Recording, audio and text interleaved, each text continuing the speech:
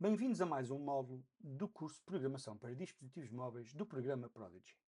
Este curso é da responsabilidade do ISEL, IPL, e é lecionado por mim, Paulo Pereira. Neste módulo, vamos estudar os componentes Android do tipo Activity. Os componentes do tipo Activity têm o propósito de hospedar a User Interface. Uma aplicação Android pode conter uma ou mais activities. Entenda-se uma aplicação Android user-facing, isto é, com uma User Interface. Atualmente existe uma abordagem muito comum que é a da utilização de uma única activity, sobretudo quando estamos a falar de interfaces com o utilizador construídas usando a biblioteca Jetpack Compose. Neste módulo vamos estudar aplicações construídas com mais do que uma activity, ou seja, uma activity por cada ecrã.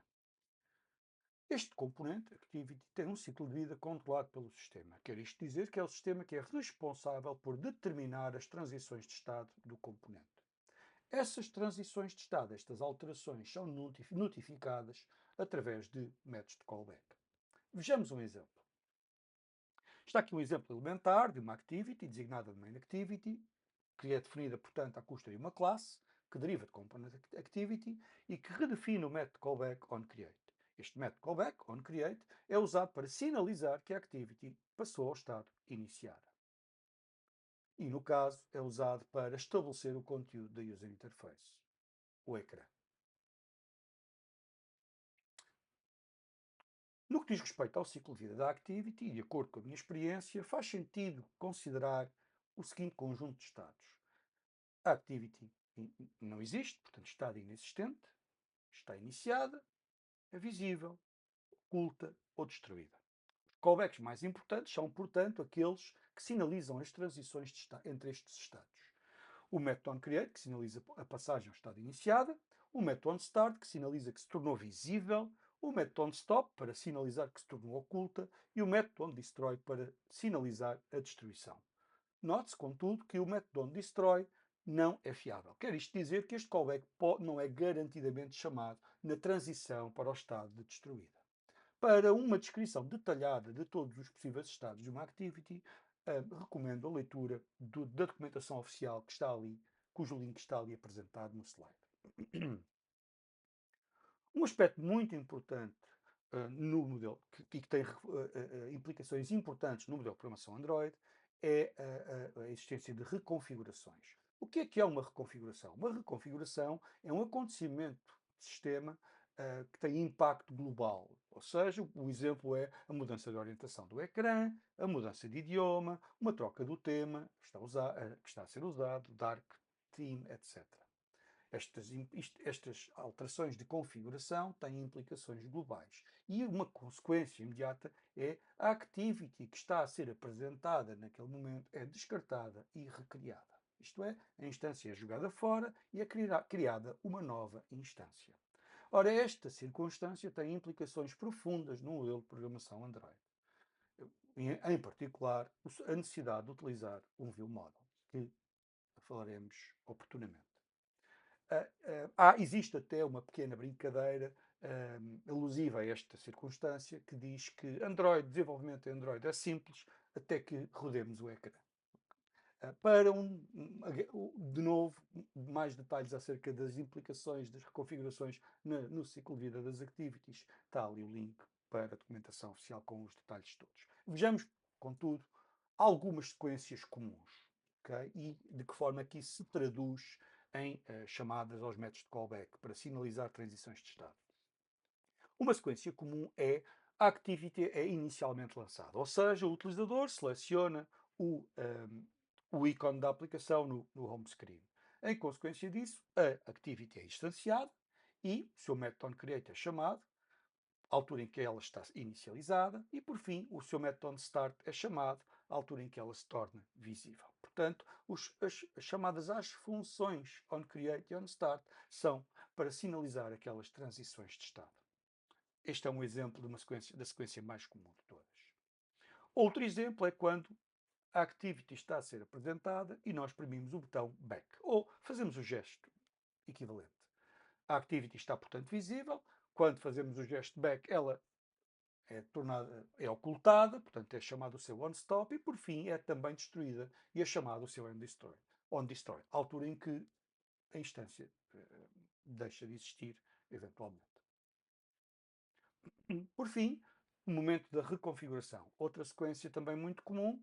Ora, a activity está visível, portanto, há uma reconfiguração, por exemplo, uma rotação de ecrã, uma mudança de orientação do ecrã.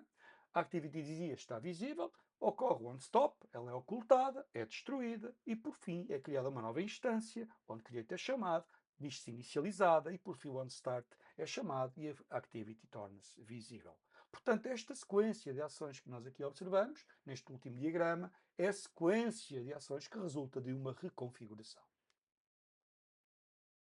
Como referi há pouco, vamos construir aplicações compostas por múltiplas activities, ou seja, em que vamos fazer corresponder a cada ecrã uma activity. Como fazemos então para suportar a experiência de utilização que envolve a navegação entre vários ecrãs, ou seja, entre várias activities? Vamos usar para esse efeito o método startActivity, herdado de activity. Esse método serve para mobilizar, portanto, lançar uma nova activity, o que é feito usando intents. Existem, na verdade, dois tipos de intents. Os intents explícitos e os intents implícitos.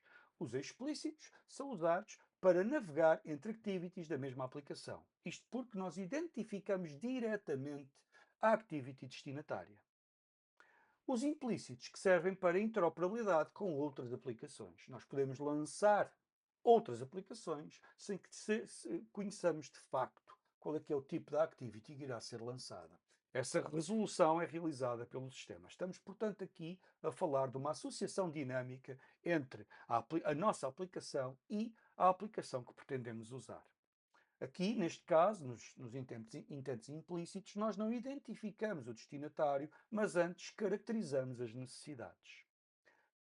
Estes intents são mensagens que podem transportar dados. Estes dados, que estas mensagens podem transportar, são colocados no intento como um extra. E, porque podem atravessar a fronteira do processo, têm que suportar representações externas. Isto é, têm que cumprir o contrato parcelable.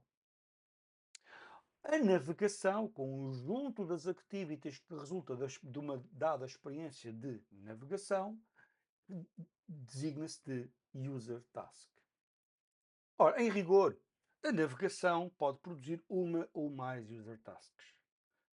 Uma user task é a pilha de activities que foram mobilizadas em consequência das ações do utilizador. Cada user task tem associado um backstack. Esse backstack é a estrutura de dados que viabiliza o gesto andar para trás. As user tasks classificam-se como foreground ou background. A user task diz de foreground se a activity que está no seu topo estiver a ocupar o ecrã. Isto é, estiver a ser vista pelo utilizador, se estiver visível. Por outro lado, as user tasks ditas de background, nenhuma das suas activities está visível no ecrã.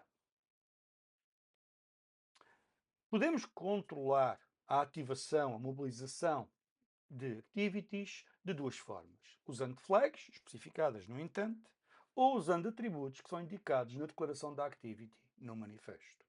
Esta combinação de elementos para controlar a navegação pode determinar se é usada a mesma instância, se é criada uma nova, que activities é que são descartadas ou não no processo.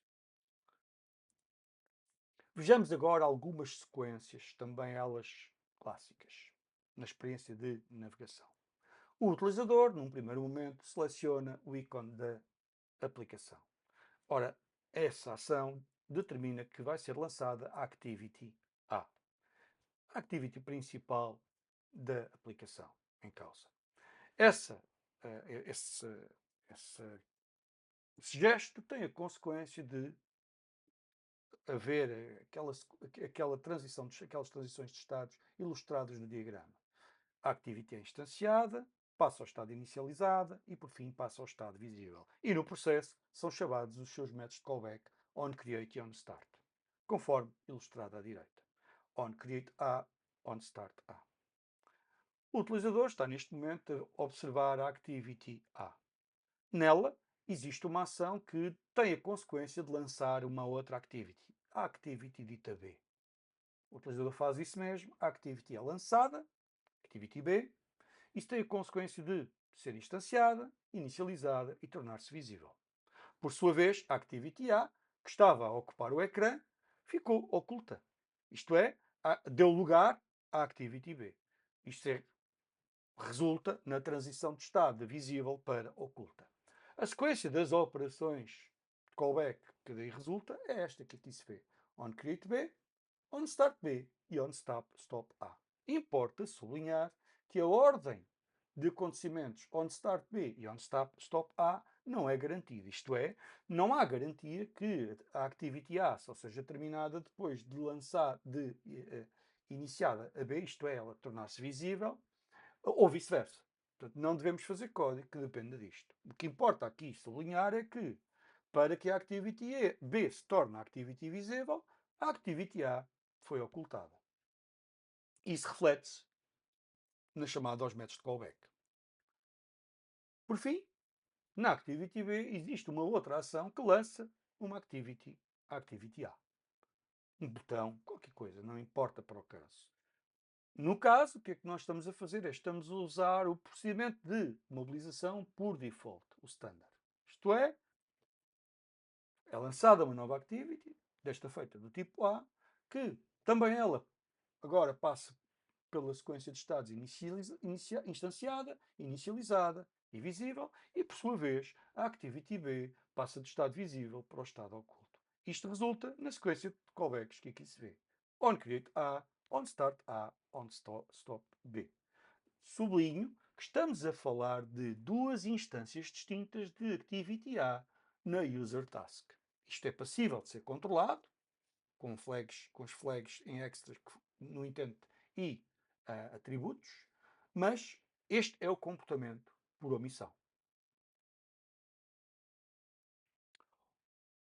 Outro exemplo, uma sequência habitual é, estando nós a observar a activity A, tal como visto na user task aí à esquerda, o utilizador prime o botão back.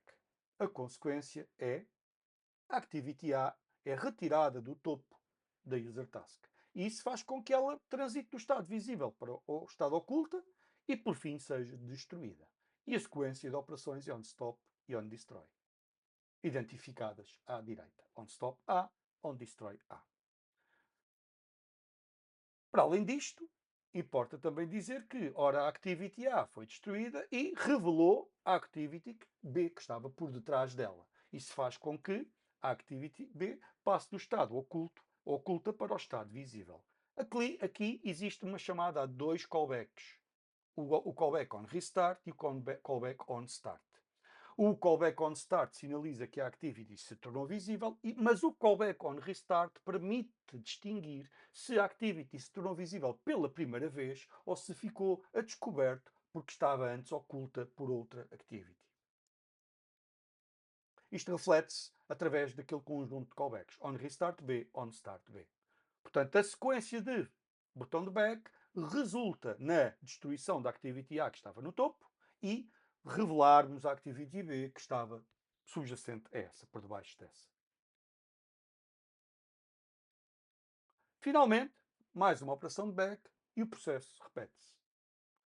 É destruída a activity B, revela a activity A.